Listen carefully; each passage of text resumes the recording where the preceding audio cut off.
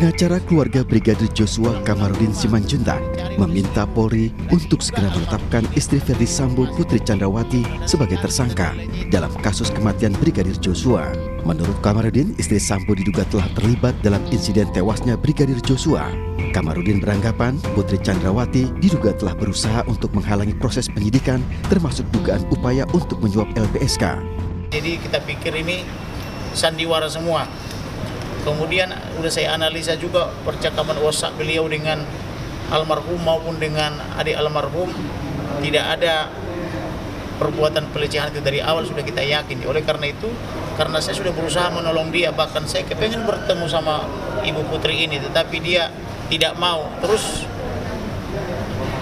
berpura-pura melakukan obstruction of justice juga, persekongkolan jahat juga atau perbuatan jahat, menyebar kebohongan atau hoax juga di tengah masyarakat. Maka demi kepastian hukum, saya minta supaya Ibu Putri segera ditetapkan tersangka. Demikian juga yang lain-lainnya itu yang menghalang-halangi penyidikan maksudnya, yang merusak barang bukti, yang menyembunyikan barang bukti juga harus segera dijadikan tersangka, jangan hanya dikenakan kode etik. Itu intinya.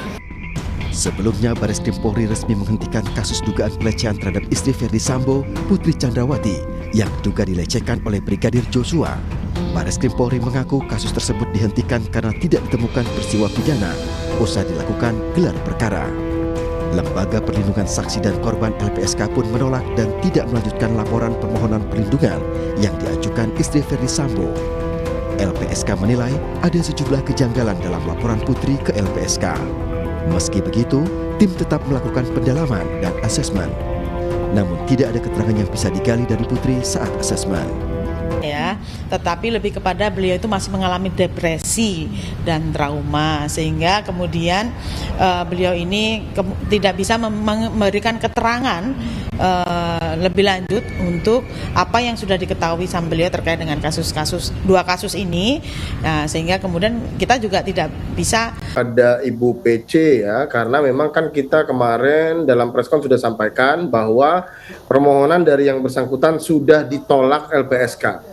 Jadi kalaupun akan dilakukan berarti harus ada permohonan baru dari yang bersangkutan atau kuasanya atau penegak hukum atau pihak manapun yang bisa mengajukan permohonan perlindungan kepada LPSK terkait dengan posisi dia. Gitu. Nah sampai saat ini kita memang tidak ada rencana untuk meminta keterangan kembali, Mbak. Baik, artinya kalau untuk Bu Putri ini dengan LPSK statusnya sudah selesai seperti itu ya. Tapi bagaimana Bang Ruli dengan kondisi Baradae saat ini? Apalagi sudah dijadikan justice kolaborator, tentu secara psikis akan lebih kuat tekanannya. Apakah kemungkinan ada rencana untuk memindahkan sel khusus untuk Baradae ini agar lebih aman seperti itu, Bang Ruli? Jadi begini. Saat ini kan yang bersangkutan dalam posisi ditahan oleh penyidik Bareskrim ya. Tentu penahanan ini adalah kewenangan dari kepolisian. Maka LPSK dalam melakukan perlindungan yang sudah dilakukan sejak Jumat minggu lalu itu berkoordinasi dan kita sudah menempatkan personil-personil LPSK untuk melakukan pengamanan dan pengawalan terhadap yang bersangkutan. Itu yang pertama. Yang kedua terkait masalah tempat penahanan, idealnya memang tempat penahanan bagi justice kolaborator itu terpisah. Nah, maka dari itu sebetulnya diharapkan ya ke depan itu ada semacam rumah tahanan khusus yang diberikan atau dibuat untuk justice kolaborator ini, Mas, sehingga memang pengamanan, pengawalan, perlindungannya akan dilakukan dengan lebih baik ke depan. Untuk rencana LPSK menaruh pengawal untuk menjaga Barada ini bagaimana saat ini? Apakah sudah dilakukan?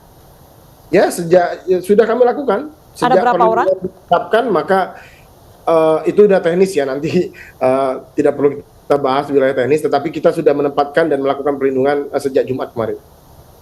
Baik, saat ini kan Baradae Baradae ini sudah menjadi justice kolaborator dan ini kedepannya status hukumnya kemungkinan akan seperti apa, Bang Ruli? Apakah mungkin status hukumnya bisa dicabut sehingga tidak lagi menjadi tersangka atau seperti apa?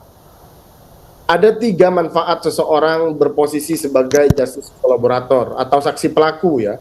Saya menggunakan undang-undang saja, bahasa Undang-Undang 31 2014 itu sebetulnya saksi pelaku. Nah, ada 3 hal yang penting. Yang pertama adalah perlindungan. Itu yang sudah dilakukan saat ini. Yang kedua ada perlakuan khusus.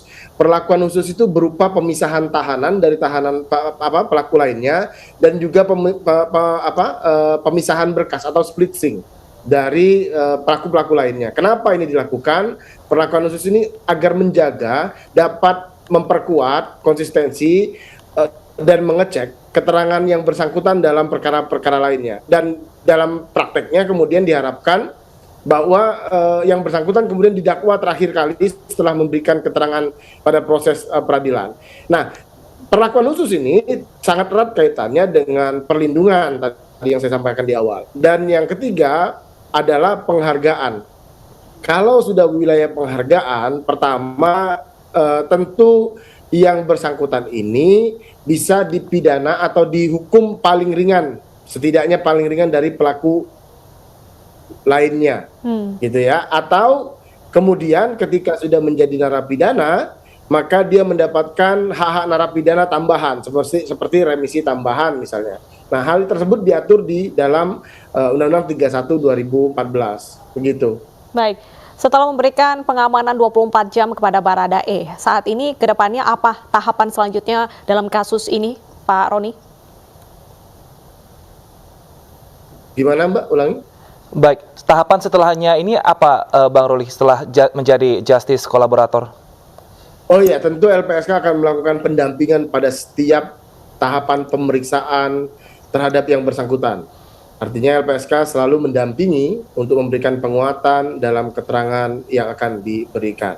Pengamanan pengawalan terhadap fisik juga dilakukan. Nah, kita tunggu nanti tahapan berikutnya apakah ada perkembangan baru, dan jika nanti sampai di wilayah kejaksaan, di wilayahnya pengadilan, maka LPSK akan segera berkoordinasi juga dengan pihak-pihak kejaksaan maupun pengadilan. Bagaimana Pak Mahfud melihat kinerja kepolisian terkait kasus ini, Pak? Irjen Sambo dan Brigadir Joshua. Saya harus katakan terus terang, kalau kesimpulan akhirnya penyelesaian yang diambil oleh Kapolri itu sudah sangat proporsional dan cukup cepat. 1 bulan loh selesai dalam kasus yang begini rumit.